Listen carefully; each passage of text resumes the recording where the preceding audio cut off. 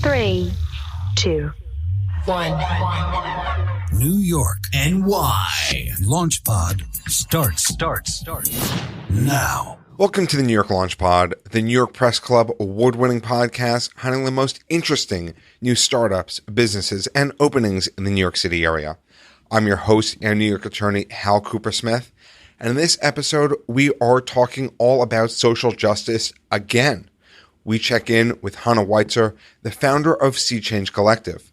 We first spoke to Hannah in episode 56, and a lot has changed during the pandemic to highlight social justice in and outside of New York City. And Seachange Collective is at the forefront of all those changes. Here's Hannah Weitzer. Thinking about representation, how many people of this group do we have on our staff? And a recognition that we need to be increasing the number of people of color on staffs and certainly in leadership positions, but also beyond that, it's not just getting more people of color on staff, but how do you actually reshape your organizational, institutional culture so that you're shifting power dynamics and that you're actually changing the way you operate, not just sort of checking a box of representation. But before we go to the interview, if you haven't already, remember to sign up for our monthly newsletter for unique content and insights at nylaunchpod.com and subscribe to the podcast on your favorite listening app. And we have a sponsor, ResQ, New York's premier residential rental compliance platform. Have you rented out residential property in New York State? If so, odds are that you are not compliant with the Housing Stability and Tenant Protection Act enacted by New York State in 2019. And if you don't follow the law, your tenant may be able to legally stay in the property beyond the length of the lease, you may not be able to increase the rent by the desired amount, and even more problems. ResQ is designed to solve all of those and more. Just go to ResQ.me and enter in some basic information, and ResQ will take care of the rest so you can relax and be a more profitable landlord. That's ResQme.com, RezQueme.com. And with that, let's go to the interview with Hannah Weitzer and her business partner, BC, in another episode of How You Doin. Hey, how you doing? How you doing? I'm doing good. How you doing? I'm doing good. I'm doing good. What'd you say? I'm good. Hey, you? I'm walking in. Fantastic. What you say? How you doing? So stepping back onto the New York Launch Pod, we have Hannah Weitzer and BC of Seachange Collective. And just a reminder for everyone, what is Seachange Collective? Seachange Collective is a women-led and gender-expansive collective that works with organizations and individuals of all shapes and sizes to better align social justice values and practice in their work. So you first stepped onto the New York Launch Pod in 2019. I imagine a lot has changed, even in a short amount of time in the social justice world. What has changed for Seachange Collective and your mission? I'll start and then BC pass it to you. So a few things have changed in the past 2 years. Of course, one big one for everyone has been the global pandemic, which of course has had a lot of impacts in how everyone works and operates on a day-to-day basis. So early on in the pandemic, we shifted all of our work, as many people did, to fully virtual. And that has meant, reformatting the way we work, thinking about new tools, also new opportunities to think about disability justice models. There's certain access needs that were a challenge when meeting in person, thinking a lot about physical access, but now also being on virtual platforms all the time, thinking about audio and visual access and sort of what other barriers might there be to people fully engaging in our programs, and how can we create spaces that invite in all types of folks. Another advantage actually that we found of doing work virtually is that we're able to reach people in broader geographies. I think we talked a lot about, why New York is such a great place to do social justice and equity work. A couple of years ago, that's still true. But it's also been really phenomenal that when we have a virtual workshop, people can join from Mexico, from Germany, from Morocco, and the UK, and California. And those are all places where people have been able to connect with us. And one last piece that has been, I think, really valuable about working virtually is that we've had to break down our work into smaller pieces. We used to do a lot of full day workshops or even, multiple day intensive workshops. And that was kind of the design of a lot of people's work that, we do a staff retreat and we bring everyone together for a few days and we dive really intensely into a topic and say this year, this quarter, it's going to be social justice and equity. And then we spend a couple days like really deeply involved in it. And then we go back to our regular work and our regular routines. And it's actually, we found a really big advantage breaking it down into smaller pieces, giving people time to digest, to take what they're learning back to their regular day-to-day work, see how it integrates, what comes up, what new questions they have, and then reconvene maybe a week, maybe 2 weeks, maybe a month later. We work on sort of different timelines to continue. Yeah, I mean, it's hard to add to that, Hannah, but I'll just share that, I think we've grown, more connected to our core values. We think about what it means to be intersectional in our understanding of identity and structures of oppression.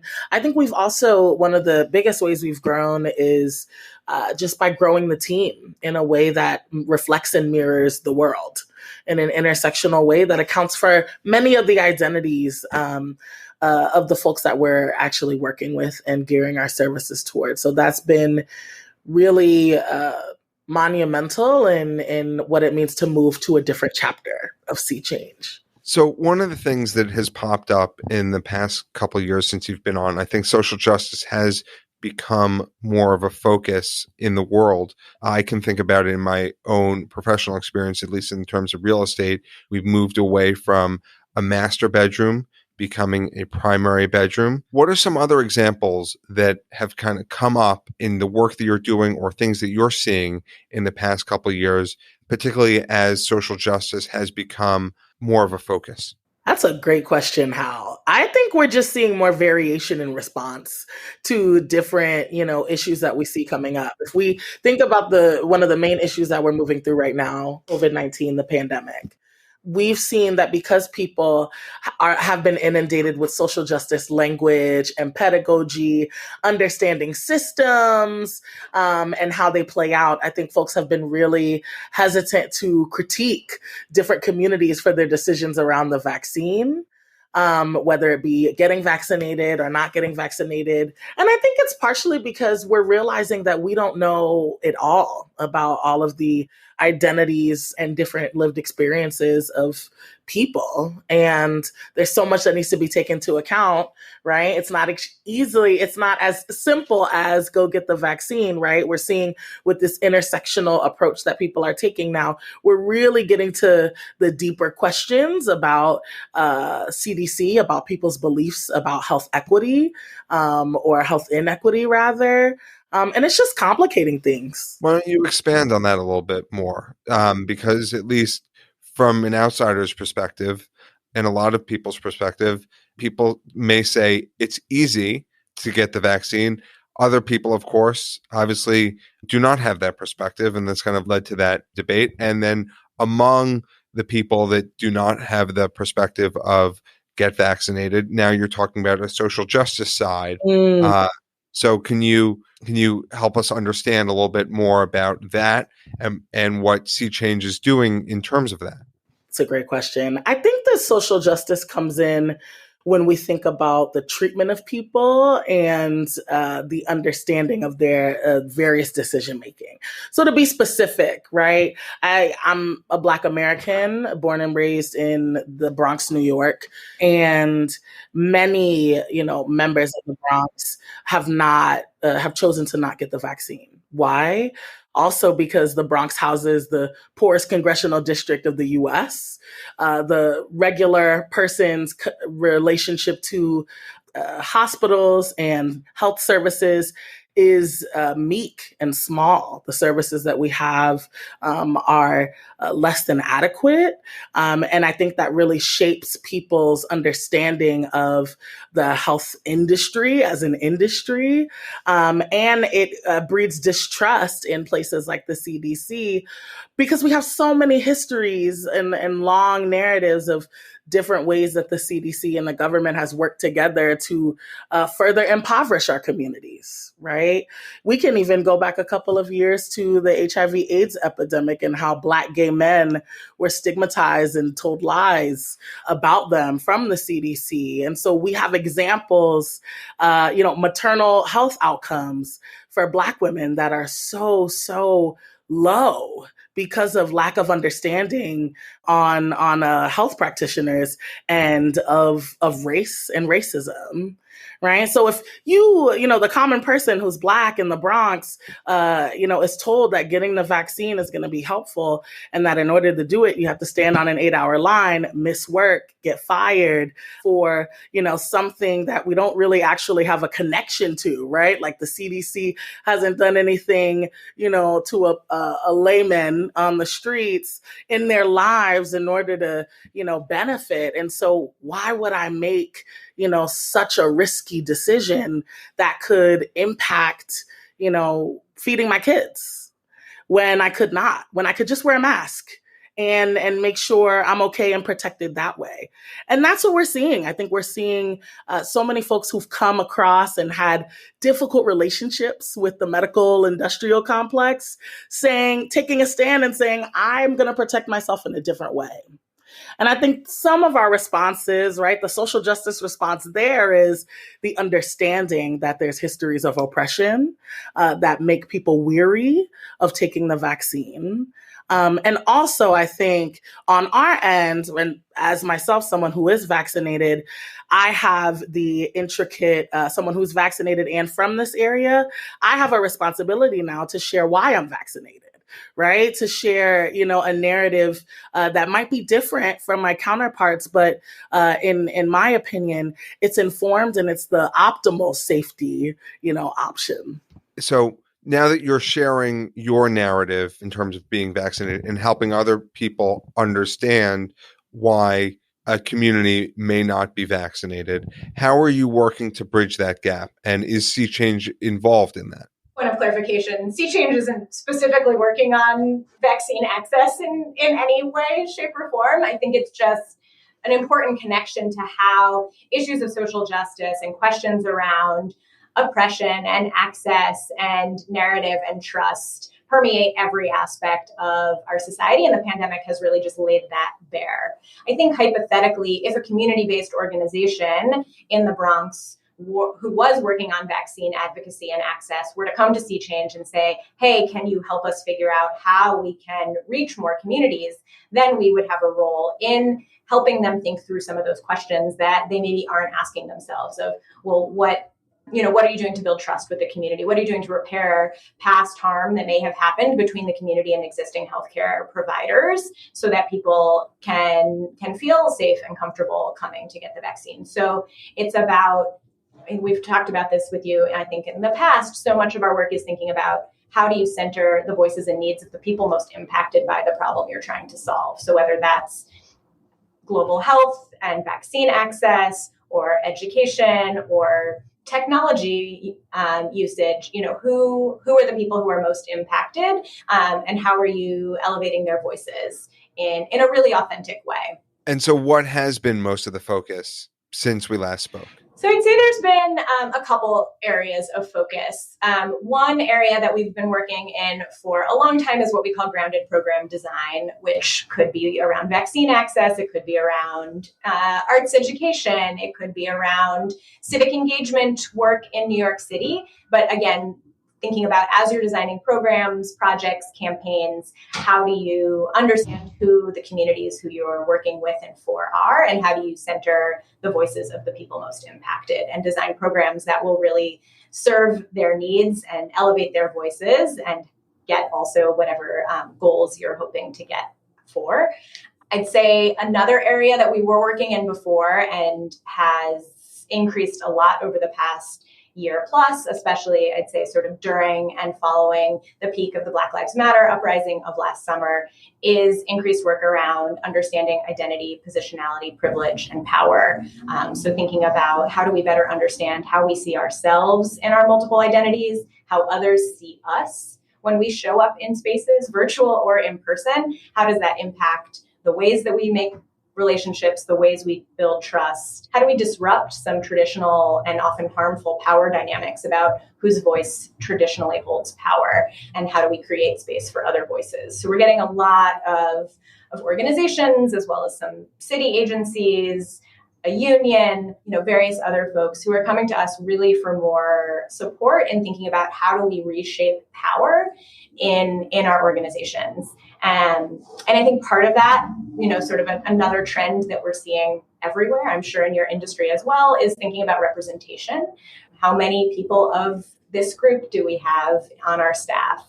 And a recognition that we need to be increasing the number of people of color on staffs and certainly in leadership positions, but also beyond that, it's not just getting more people of color on staff, but how do you actually reshape your organizational, institutional culture so that you're shifting power dynamics and that you're actually changing the way you operate, not just sort of checking a box of representation. And the last time you were here, you talked about Seachange being a collective, part of your name, and particularly a somewhat amorphous organization. How has being structured as a collective meant for your mission? It's still an exciting process of figuring out what it means to be a collective, but we have grown a lot in the past 2 years. We were 3 people when we last spoke. We are now 5 what we call full members of the collective who participate in shared decision making around our policies and practice, everything from what types of projects we work on to what we charge folks. And we also have 4 freelance facilitators who work with us on a more ad hoc basis. And I'd say it's been really valuable having more perspectives. We've also really focused the past couple of years on making sure that our collective is made up majority of people of color. We work in a co-facilitated model and make sure we always have 2 facilitators who represent different identity backgrounds whenever we're running a workshop, so that we're bringing different experiences, different perspectives, different backgrounds, and just being able to work together to muddle through sometimes some of these tough questions that we encounter in doing our work, both sort of in the work itself, but also in the process piece, how we do the work, how we think about it, how we operate in an equitable way. It's really valuable having multiple minds together on that. And we talked about how social justice has become an important focus in society now and what it's meant, particularly in the past 2 years. I think a lot of current events certainly highlighted that. But on the flip side, I also feel like, and maybe you see this as well, there's been a bit of a backlash, not in the sense that it isn't important, but maybe that a lot of social justice and inclusivity and some of the things that you may be focused on are too much for organizations. Have you seen any backlash? And if you have you kind of worked through that? That's a great question. I don't know, and Hannah, please chime in. I don't know that I've seen national backlash. We're looking at, Texas, the critical race theory debates that are now being taken to courts across the US. Like, that is an example of a tangible piece of backlash. Like, we do not want our kids to learn the foundational aspects of, race in America is a demonstrated racist backlash. But I'm not located in Texas. I'm not based there. And I think there's a little bit of space from that on the Northeast. And so I think what I'm feeling in the climate of social justice more now than ever is actually kind of like a commercialized, packaged up version of justice that we can sell in a really watered down way to the public. I think specifically to the recent news article that talked about a show that's coming out called The Activist, and how, you have celebrities competing for, I don't actually know what the premise of the show is, but really it's taking things that, we at Seachange hold near and dear and making a game out of it. in a way that is, it doesn't even feel like it's authentic, right? It feels kind of inauthentic. And, the celebrities chosen to participate weren't particularly known for their justice work in the ways that we see social justice. And so I'm definitely seeing a lot more of this. Let's make social justice mainstream, but I think we're missing some of the integral nuance to make it authentic. I think building off what BC said, for the most part, an organization or a company that's run by somebody who's really opposed to this work, like, probably isn't seeking out our services. But within an organization, you have a lot of different people with different life experiences and different levels of openness and reception to these ideas, and maybe want some social justice tools, want some anti-oppression tools, until it makes them uncomfortable. And we certainly have been in processes, whether it's like in the middle of a workshop or, in the middle of an 8-month, 9-month, year-long process working with an organization, where someone gets uncomfortable because what we're talking about and the changes that they would have to make to how they operate are more than maybe what they expected. Maybe it means they have to give up more power than they feel comfortable because they're used to having a certain amount of power and decision making, and to really authentically create space for other voices means that you do something somebody else's way. And so we certainly see struggles around that of like, oh, well, we were really excited about all of this, and now it's getting a little bit harder. I think we also see that we do a fair amount of work talking about white supremacy culture, and we talk about it in that language. And we reference a piece of work by a scholar, Tema Okun, that's fairly popular and has made the rounds in a lot of different circles, that identifies some common characteristics of white supremacy culture, which range from power hoarding to sort of an artificial sense of urgency, paternalism, worship of the written word. And so we work with a lot of groups around thinking about how do these show up in your lives? How do you embody these characteristics? Where are you, even unintentionally, perpetuating them? And what would it look like to reshape your organizational culture and your personal practice to move away from these? And sometimes people are really open to that in theory, and then it becomes really challenging in practice. Well, a part of it is that we're working, it's when we're doing the work of social justice, going in with an organization to help them solve some issues, it's really culture work. We're shifting the culture of the organization when we go in and provide political education. And it's as if, the culture of something that you've been in for 5 years drastically changes. There's understandably some anxiety, fear around what's next, and around how am I going to show up and command authority in this role, in this new order, and this new culture that we're developing. And I'd say that's what we receive from folks, like hesitancy, fear. And that fear, I think, manifests in many different ways, whether it be, we don't want to do this contract anymore, which is a more drastic way that could manifest, or a heavy, intense pushback, right? That kind of slows down the process and is typically the opposite of what people, are asking for. So we last talked to you 2 years ago, and you had predictions for the future. What are your predictions for the next 2 years? That is a hard question.